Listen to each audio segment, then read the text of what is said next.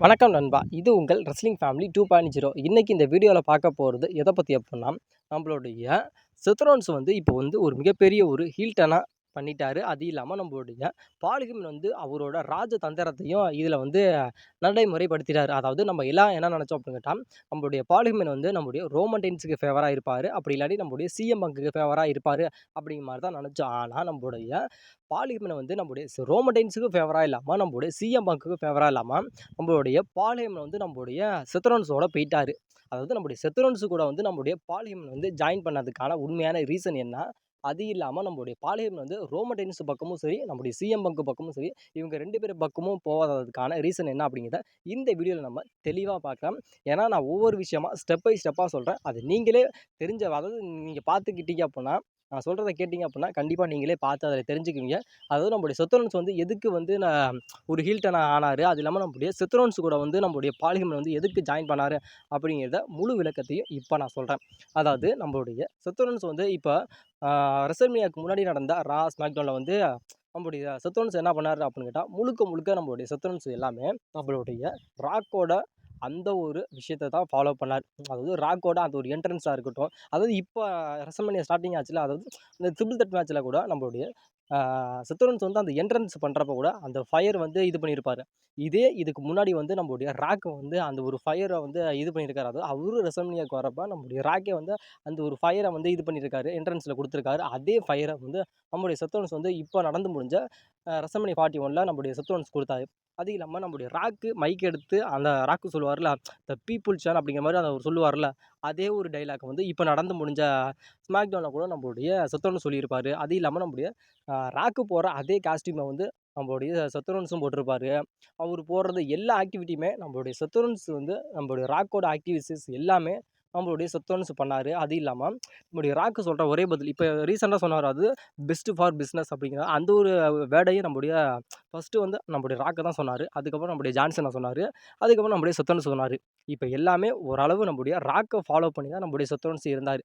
இப்ப அதெல்லாம் ஓகே. ஆனாலும் இப்ப அந்த மேட்ச்சுக்கும், இப்ப ராக்குக்கும் என்ன ப்ரோ சம்மந்தம் அப்படின்னு கேட்டா, சம்மந்தம் இருக்கு. அதாவது இப்ப நம்மளுடைய பால் ஹெய்மன் நம்முடைய செத் ரோல்ஸ் கூட ஜாயின் பண்ணதுக்கான உண்மையான ரீசன் என்ன அப்படின்னு கேட்டா, நம்முடைய பால் ஹெய்மனும் சரி, நம்முடைய செத் ரோல்ஸும் சரி, நம்முடைய ஃபைனல் பாஸ் த சீஃப் நம்முடைய ராக் இருக்காருல்ல, அவருக்கு கீழ தான் நம்முடைய பால் ஹெய்மனும் சரி, நம்மளுடைய செத் ரோல்ஸும் சரி இருக்கிறாங்க அப்படிங்கிற மாரி இப்போ சொல்லப்படுது. அதாவது இவங்க ஒரு டீமா இனிமே ஒர்க் பண்ண போறாங்க அப்படிங்கிற மாரி இப்போ சொல்லப்படுது. இது 1. இது இல்லாம 2வது விஷயம் என்ன அப்படின்னு கேட்டா, நம்முடைய பால் ஹெய்மன் நம்முடைய ரோமன் ரெயின்ஸ்‌க்கும் சரி, சிஎம் பங்குக்கும் சரி, அவரோட ஆதரவ எதுக்கு குடுக்கல அப்படின்னு கேட்டா, நம்முடைய செத் ரோல்ஸோட ஒரு மைண்ட் கேம் தான். நம்முடைய செத் ரோல்ஸ் எல்லாத்தையுமே சொல்லிட்டாரு. அதாவது நீ ரோமன் ரெயின்ஸ் பெருசுன்னு சொல்ற, அதே மாரி நம்ம சிஎம் பங்க் பெருசுன்னு சொல்ற. ஆனாலும் நீ உன்ன யாராச்சும் கவனிச்சுக்கிட்டாங்களா? அதாவது நீ இருக்க அப்படின்னு கேட்டா, உன்ன ஒரு ஆளாவே மதிக்கல. அதாவது உன்னால உயர்ந்தவனுங்க தான் இவனுங்க 2 பேரும். ஆனா நான் அப்படி கிடையாது. நான் என்னோட உழைப்பினால மட்டுமே தான் நான் உயர்ந்து வந்தேன். அப்படின்னு சொல்லியிருப்பாரு. அது இல்லாம நீ அவனுங்கள பெருசுன்னு சொல்லி நினைச்சுக்கிட்டு இருக்க. அதாவது நீ ரோமன் ரெயின்ஸ என்னோட ட்ரைபல் சீஃப் அப்படின்னு சொல்லிக்கிட்டு இருக்க. ஆனாலும் ரோமன் ரெயின்ஸ் உன்ன ஒரு ஆளாவே கூட மதிக்க மாட்றான் அப்படிங்கிற மாரி சொல்லியிருப்பாரு. அது இல்லாம நீ அவனுங்களுக்கு தேவையே கிடையாது. அதாவது அவனுங்களுக்கு தான் உனக்கு தேவை. அதாவது ரோமன் ரெயின்ஸ்‌க்கு நீ தேவையே கிடையாது. ஆனாலும் நீ ரோமன் ரெயின்ஸ்‌க்கு தேவை அப்படிங்கிற மாரி சொல்லியிருப்பாரு. அதாவது சிஎம் பங்க் WWE விட்டு போறப்போ உன்ன பத்தி கொஞ்சம் கூட யோசிக்காம போயிட்டான். அதாவது உன்ன பத்தி அவன் யோசிக்கவே இல்ல. அதாவது இவனுக்கு 2 பேருமே ஒரு சுயநலவாதிகள் அப்படிங்கிற மாரி அதையும் சொல்லியிருப்பாரு. அதாவது சுட்டிக்காட்டியிருப்பாரு. அதனால இத எல்லாத்தையுமே நம்மளுடைய பால் ஹெய்மன் அனலைஸ் பண்ணியிருக்காரு. அது இல்லாம நம்முடைய பால் ஹெய்மன் இதுக்கப்புறம் முழுக்க முழுக்க நம்மளுடைய செத் ரோல்ஸ் கூட தான் ஜாயின் பண்ணி இருக்க போறாரு. அதுக்கப்புறம் இப்ப ரெசல்மேனியா 41 முடிஞ்சிருச்சு. அதாவது 41 டே 1ஓட மெயின் ஈவென்ட் முடிஞ்சிருச்சு. ஆனாலும் டே 2ல நடக்க போற அதாவது நம்முடைய கோடி ரோட்ஸ் விஸ் ஜான்சனாவோட அந்த மேட்ச்ல நம்மளுடைய பால் ஹெய்மனும் சரி, நம்மளுடைய செத் ரோல்ஸும் சரி, போய் ஜாயின் பண்றதுக்கான வாய்ப்புகள் அப்படிங்கிறது ரொம்ப ரொம்ப அதிகமா இருக்கு. அதாவது நம்முடைய ராக்குக்கு ஹெல்ப் பண்ற விதமா போவாங்க அப்படிங்கிற மாரி இப்ப சொல்லப்படுது. ஏன்னா, இப்ப நம்முடைய பால் ஹெய்மனும் நம்முடைய செத் ரோல்ஸும் இருக்காங்க அப்படின்னு கேட்டா, இவங்க 2 பேருமே ராக்குக்கு கீழ தான் செயல்படுறாங்க. ராக்குக்கு கீழ தான் இவங்க இனிமே ஒர்க் பண்ண போறாங்க. அதனால இப்ப நம்முடைய ராக் ஒரு ஆள உயர்த்தி வச்சிருக்காரு. அது யாருன்னு கேட்டா, நம்முடைய ஜான்சனா. ஜான்சனாவுக்கு போய் நம்மளுடைய பால் ஹெய்மனும் நம்முடைய செத் ரோல்ஸும் ஹெல்ப் பண்ணி நம்முடைய ஜான்சனா 17 டைம் வேர்ல்ட் சாம்பியன் ஆக்க வைக்க போறாங்க அப்படிங்கிறது இதுலருந்து ஆல்மோஸ்ட் கன்ஃபார்ம் ஆயிருச்சு. இதுதான் 100% நடக்கவும் போகுது. ஏன்னா, நம்முடைய செத் ரோல்ஸால மட்டுமே தான் நம்முடைய ரெசல்மேனியா 40ல ரோமன் ரெயின்ஸ பீட் பண்ணி நம்முடைய கோடி ரோட்ஸ் சாம்பியன் ஆனாரு. அதே செத்ரோன்ஸால தான் இப்போ வந்து நம்மளுடைய கோடி ரோட்ஸ் வந்து அவரோட சாம்பியனை வந்து லாஸ் பண்ண போகிறாரு அப்படிங்கிறதுல இது ஒரு மிகப்பெரிய ஒரு விஷயம். ஏன்னா நாளைக்கு நடக்க போகிற ஜான்சினா விசஸ் கோடி ரோட்ஸோட அந்த மேட்ச்சில் வந்து என்னென்ன விஷயங்கள் நடக்க போகுது அப்படிங்கிறத கண்டிப்பாக நம்மளால் நினச்சி கூட பார்க்க முடியல. ஏன்னா இதில் வந்து பல விஷயங்கள் வந்து இதில் நடக்கும் அப்படிங்கிற மாதிரி சொல்லப்படுது. அதாவது இந்த மேட்ச் நடக்குது, அதாவது கோடி ரோட்ஸ் விசஸ் ஜான்சினாவோட அந்த மேட்ச் நடக்குது அப்படின்னு கேட்டால் இதில் வந்து கண்டிப்பாக நம்மளுடைய பால் ஹெமனும் நம்மளுடைய செத்ரோன்ஸோட அந்த ஒரு இன்வால்மெண்ட் வந்து இதில் இருக்கும் அப்படிங்கிற மாதிரி ஆல்மோஸ்ட் கன்ஃபார்ம் ஆகுது. ஆனாலும் இதில் ஒரு மிகப்பெரிய ஒரு ட்விஸ்ட் என்ன அப்படின்னு கேட்டால் அது நம்மளுடைய ஜான்சினாவுக்கும் ராக்குக்கும் ஹெல்ப் பண்ணுறதுக்காக கண்டிப்பாக நம்மளுடைய செத்ரோன்ஸும் நம்மளுடைய பால் ஹெமன் வருவாங்க. அதே மாதிரியே நம்மளுடைய கோடி ரோட்ஸுக்கு சப்போர்ட் பண்ணுறதுக்காக சிஎம் பங்க் அப்படி இல்லாட்டியும் நம்மளுடைய ரோமன் ரெயின்ஸ் வந்து வர்றதுக்கான வாய்ப்புகள் அப்படிங்கிறது ரொம்ப ரொம்ப அதிகமாகவே இருக்குது.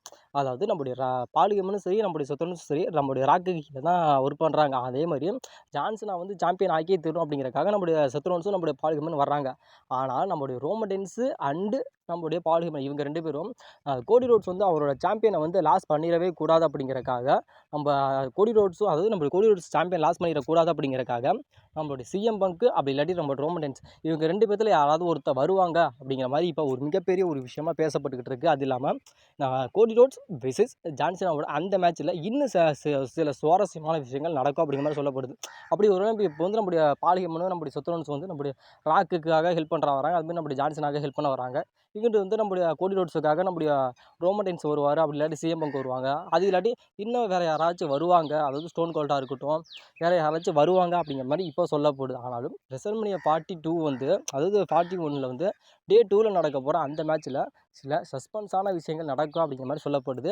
இதில் மேபி நம்முடைய கோடி ரோட்ஸ் வந்து சாம்பியனை லாஸ் பண்ணிடக்கூடாது அப்படிங்கிறதுக்காக சிஎம் பங்க் வந்தால் நல்லா இருக்குமா, இல்லை ரோமன் ரெயின்ஸ் வந்தால் நல்லா இருக்குமா அப்படிங்கிறதையும் மறக்காமல் சொல்லுங்கள். அது இல்லாமல் இந்த மேட்ச்சில் வந்து அதிகபட்சமாக நம்முடைய கோடி ரோட்ஸுக்கு உதவுறதுக்கு நம்மளுடைய ரோமன் ரெயின்ஸ் வர்றதுக்கு தான் வாய்ப்புகள் அப்படிங்கிறது ரொம்ப ரொம்ப அதிகமாகவே இருக்குது அப்படிங்கிற மாதிரி இப்போ சொல்லப்படுது. அதுக்கான காரணம் என்ன அப்படின்னு கேட்டால் ரோமன் ரெயின்ஸ் வந்து கோடி ரோட்ஸ் விசஸ் ஜான்சனாவோட அந்த மேட்ச்சில் வந்து நம்மளுடைய ரோமன் ரெயின்ஸ் வந்து என்டர் ஆகிறார் அப்படின்னு கேட்டால் நம்மளுடைய ரோமன் ரெயின்ஸ் வந்து நம்மளுடைய கோடி ரோட்ஸுக்கு ஹெல்ப் பண்ணுறதுக்காக வரவே இல்லை. அதாவது நம்மளுடைய ரோமன் ரெயின்ஸ் வர்றதுக்கான காரணம் என்ன அப்படின்னு கேட்டால், அதாவது எனக்கு வந்து துரோகம் பண்ணிட்டு போன பால் ஹெமன் வந்து அதே இதில் தான் இருக்கா. அதேமாரி என்னோட பரம இது என்னோட செத்ரோன்ஸும் அங்கே தான் இருக்கா. அதாவது 2 பேருமே எனக்கு துரோகிகள் தான். அதாவது செத்ரோன்ஸும் சரி, அதுமாதிரி பால் ஹெமனும் சரி, இவங்க 2 பேருமே எனக்கு துரோகிங்க தான். அவனுங்க வந்து ஜான்சினாவுக்கு வந்து ஹெல்ப் பண்ணுறதுக்காக வந்திருக்கானுங்க. அதாவது ராக்கு கீழே வந்து இவனுங்க 2 பேருமே இருக்கிறானுங்க. அதனால இவனுங்கள பழி வாங்கணும். அதாவது எனக்கு வந்து கோடி ரோட்ஸுக்கு ஹெல்ப் பண்ணுறத விட எனக்கு வந்து செத்ரோன்ஸை வந்து பழி வாங்கணும், அதே மாதிரி பால் ஹெமனை வந்து பழி வாங்கணும் அப்படிங்கிறக்காக நான் கண்டிப்பாக வருவேன் அப்படிங்கிற மாதிரி சொல்கிறாரு.